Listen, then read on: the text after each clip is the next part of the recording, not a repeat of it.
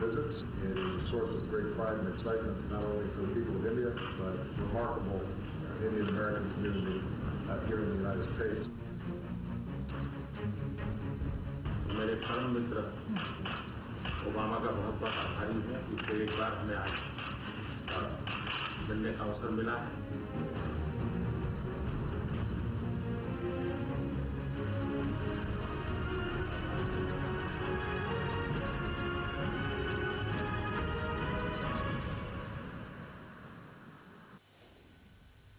India's bilateral relationship with the United States is stronger than ever, and we both agreed that the future would be even brighter. I'm speaking to you at a time when the global economy continues to be weak. Several parts of the world are still facing very difficult conditions. This is a time when the world needs new engines of growth. From the point of view of the world's oldest democracy, obviously, it would be nice if the new engines are democratic engines.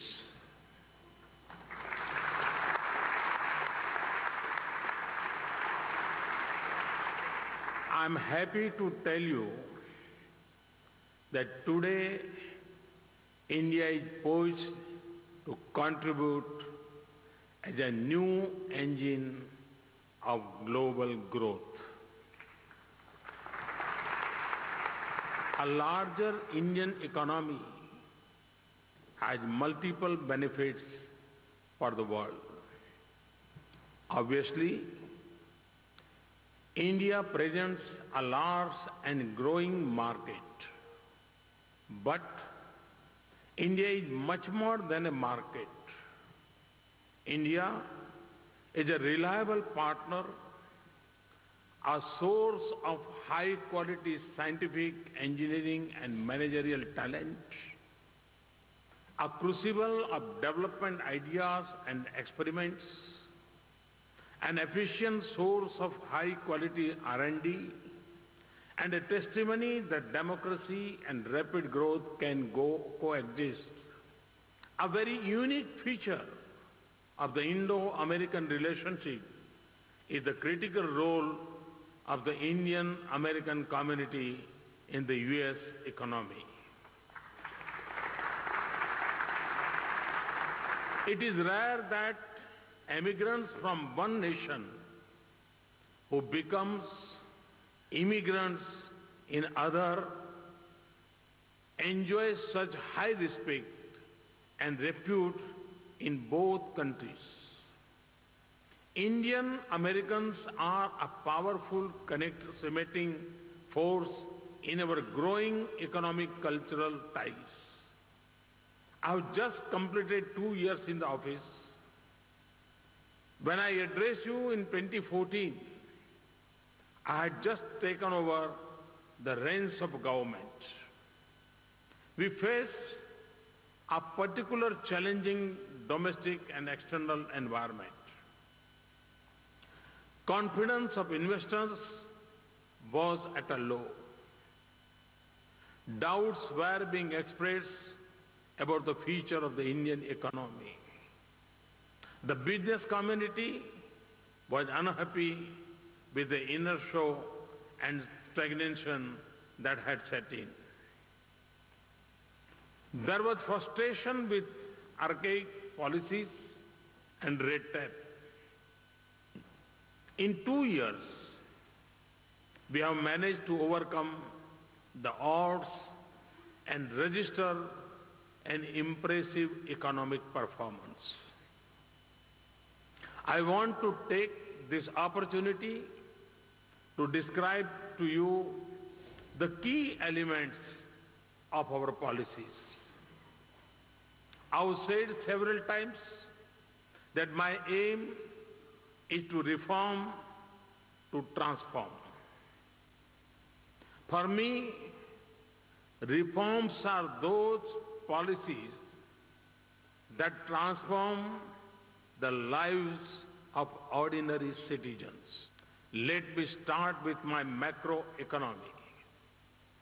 Since we took office, inflation, the fiscal deficit, and the balance of payments, current account deficit, have all fallen. GDP growth, foreign exchange reserves, stock market valuations, and investors' confidence have all increased. Firstly, we impose carbon taxes on fossil fuels. We took the bold step of decontrolling diesel prices and thereby eliminated energy subsidies. We then replaced them with taxes. A clean environment says per ton has been increased by 8 times. Globally, there is much talk of carbon taxes, but much of it is just that talk. We have put most sectors on automatic approval and opened up sectors like defense and railways to foreign investment. The long-pending insurance law reform was successfully passed.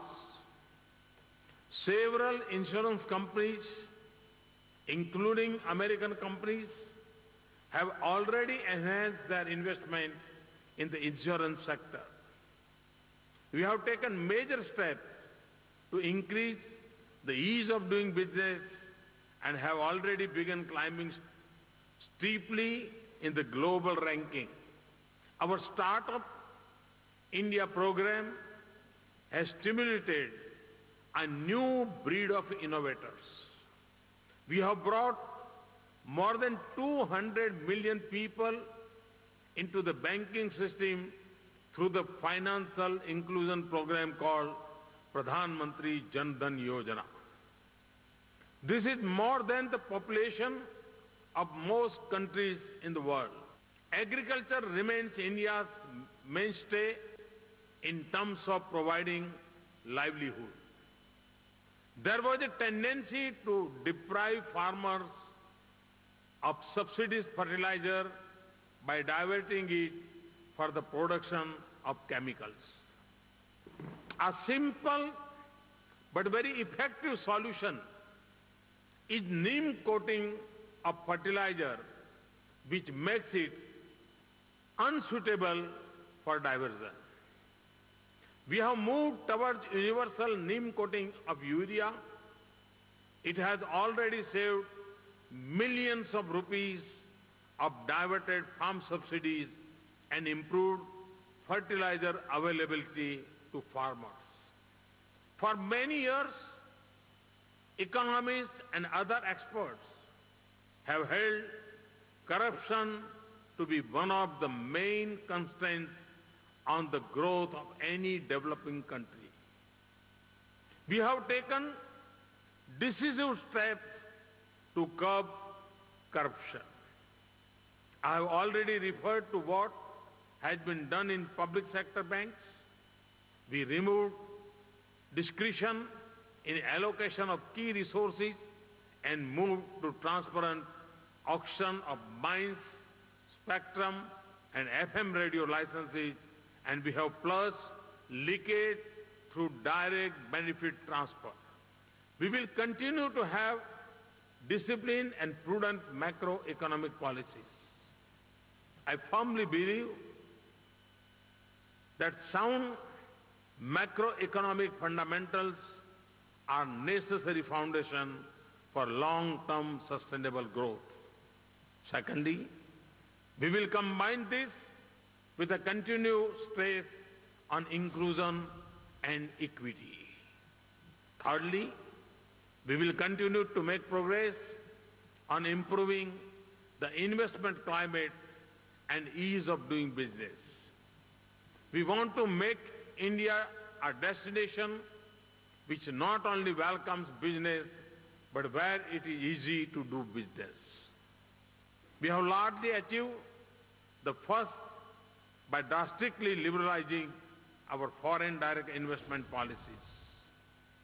We have made a good beginning on the second and will continue to make further improvements. We will continue to invest large sums to create a world-class infrastructure. We will continue to strengthen the Make in India initiative. It is very important for us that developed countries open their markets not only to goods from countries like India, but also to services. I see this as a win-win proposition for the US and for India. India is the future human resource powerhouse of the world with a young, hard-working population. In my vision, a partnership between American capital and innovation and Indian human resources and entrepreneurship can be very powerful. I am convinced we can strengthen both our economies through such a partnership. We will continue to make our tax policies more predictable. In the field of nuclear energy, we are purchasing 6 nuclear reactors from Westinghouse, which will mark a new era in our nuclear and scientific cooperation. We have begun our journey towards a transformed India. A transformed India with 1/6 of humanity will mean a transformed world. The journey will be long, but the progress we have achieved so far convince me that we will reach our destination. I invite you to join us on this journey. It is a journey which offers the exciting possibility of not only building a better balance sheet of your company, but of building a better India, building a better America, and building a better world.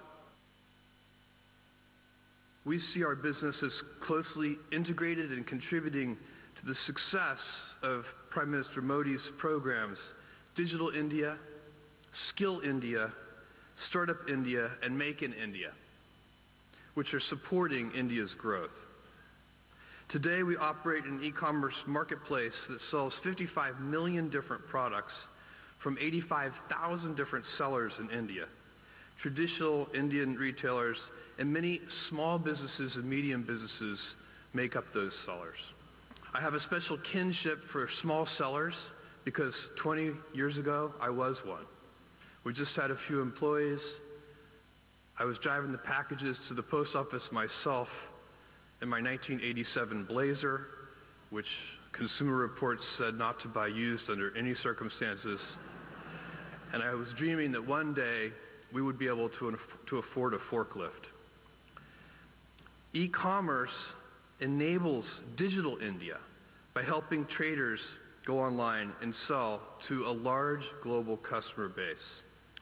41-year-old Kyuri Ghoshar is a teacher of 20 years who wanted to start her own business. She started a business that she called Beyond Toys and Gifts, selling toys, books, and other merchandise on Amazon India from her house in Mumbai. In the beginning, she had little knowledge of computers. We helped her understand online selling, and today her revenues are over $200,000 per month. We've witnessed increasing e-commerce adoption across rural India. This growth is motivating more Indians to buy and sell online, enabling infrastructure creation and helping to build valuable skills. We're leveraging e-commerce to teach new skills and contributing to the Skill India initiative. Kamahama, a 50-year-old widow who runs a small store in Bangalore, selling bags, enrolled her store in Amazon's pickup and delivery network, and doubled her income to $500 a month in just a few months. There are 9,000 such entrepreneurs in the country who run pickup points for Amazon India. Our investments in India have created jobs and helped ancillary industries like packaging and transportation and logistics, and our technology has helped improve supply chain infrastructure. We've so far built 21 fulfillment centers with nearly 5 million cubic feet of storage space and partnered with India Post, which has enabled us to reach all serviceable PIN codes across the whole country and contributed to India Post's growth. Soon, India will also be the home to our largest software engineering and development center outside the U.S., located in Hyderabad, which will provide jobs and career development for thousands of developers. An ambitious program like Startup India needs the power of technology to help it grow, and we're excited to announce that we'll open an Amazon Web Services cloud region in India this year. Our investments won't only support Startup India, but will help to accelerate India's role as a hub for innovation and digital entrepreneurship. And over time, a significant number of new jobs will be created because of the deployment of Amazon Cloud Services and the way that makes Indian businesses nimbler, efficient, and global. And we've barely scratched the surface of this vast nation and its potential, its immense value to the global economy. Close to 8,000 Indian businesses are selling directly to customers in the U.S. and in Europe from our website. 5,000 Indian businesses participated in record-breaking Black Friday sales last year. Make in India and sell to the world is turning into a reality. For example, Nadeem Syed, who owns a company called Standard Leather in Mumbai, is earning $3,500 a month selling leather jackets in the United States. It would have been very, very difficult, perhaps even unimaginable, to figure out how to do that as a leather workshop worker prior to the internet. In addition, big Indian brands like Organic India and Himalaya have seen significant sales growth and a global stage to directly connect with customers. I'm pleased to announce today that Amazon will invest an additional $3 billion on top of the $2 billion investment that we announced in 2014, bring our total committed investment in India to over $5 billion US. India is an amazing nation. It's a great nation. It's a great democracy. And the people of India are incredibly dynamic. When I peer into the future of India, what I see is unlimited India. And when you think about our two countries, you think about the largest democracy in the world, and you also think about a democracy that I believe is the most modern democracy. We have opportunities to do things together that I think no two countries have ever really anticipated. We have an opportunity with technology transitions that are going on around the world, something called digitization, that Prime Minister Modi clearly understands, and is driving that through his entire country with a speed unequaled anywhere else in the world. And to put this in proper perspective, and then I'll bring it back from India to the U.S., and then say what we have a chance to do together. If you go back to the 1990s in the U.S., when the information age, the internet occurred, we for 8 years, under President Clinton, grew our GDP by 18%, our real per capita income by 17%, and created 22.5 million jobs. And when a leader grasps what is possible and then becomes the champion of it and drives it through the country, it's amazing what can happen. The information age lasted from 1990 to 2010, in my opinion. And now think of it as an entirely next generation approach. A generation where you go from connecting 1,000 devices in 1984 to 15 billion to the internet today to 500 billion in 15 years. What that translates to is it will change every aspect of our lives. It will change healthcare and education. It will change which companies get ahead and which ones get left behind. It will transform government. It has many advantages, and I think it can result in the same income increase that we've seen before in the U.S., this time in India and the U.S. if we do it right. It has a chance to do the same job creation opportunities, and it has a chance to perhaps bring two countries together in a way that we have not done in the past.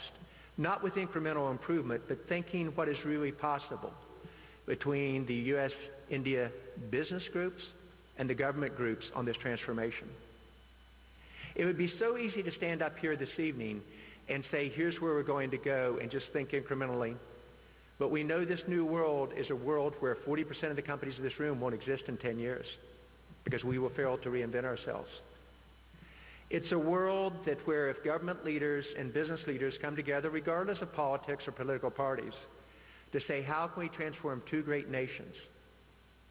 How can we transform business relationships, not talking about incremental trade or incremental investment, but transforming the lives of 1.3 billion people in India and over 300 million here in the U.S. I think the time has come where we dare to be aggressive.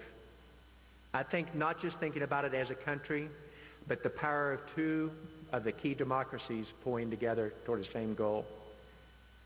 We see this occurring in other parts of the world, in the United Kingdom with Cameron, Germany with Merkel, Renzi in Italy, Netanyahu in Israel, Hollande in France. We see it occurring in China. But no leader in the world understands this more than Prime Minister Modi on how it can change and completely transform a country to grow GDP by 1 to 3 points faster than it would before, increase job creation by 1 million a month in his country, and in my opinion, a job creation opportunity that is 2x what we're currently growing at in the U.S. The ability to encompass every single citizen within India through a broadband capability that is 5 times the capacity of what we see in the U.S. at 1/5 the cost as he builds this out. It is a leader who truly understands what is possible. And so as we think about both today and tomorrow between our governments and our businesses, rather than think incrementally and think of the world it used to be, I think we can think about what dramatically we could do together. And when you hear Prime Minister Modi talk in a little while, you'll find he's a great communicator, but he's also a great listener. So my challenge is to the group, let's not just do things status quo. Let's say this could be an inflection point that's occurring everywhere else in the world, and rather than think about it by country or by company, let's think about what we could do together in a way that hasn't been done before. This transformation in Sun's journey to where we have reached has been possible because of our focus on solving problems for patients and making appropriate investments in technology, in world-class manufacturing, and in research and development. U.S. is the largest market for us. Almost 50% of our turnover is in the U.S. In last few years, both in growing our business and in acquiring business, we have invested close to $4 billion in the U.S. And we continue to invest in the U.S. both in manufacturing infrastructure as well as in R&D. Out of $450 million that we will spend in R&D, $200 million we will spend in the U.S. And this is with a view to develop a portfolio of innovative products which will solve problems like cancer, problems like drug addiction, spasticity, and will help them potentially look for a better way of life. So Prime Minister, sir, we promise you that as your Make in India call to Indian industrialists and global citizens, we will not only make in India, but we will innovate in India and take the products that we develop and make to the world.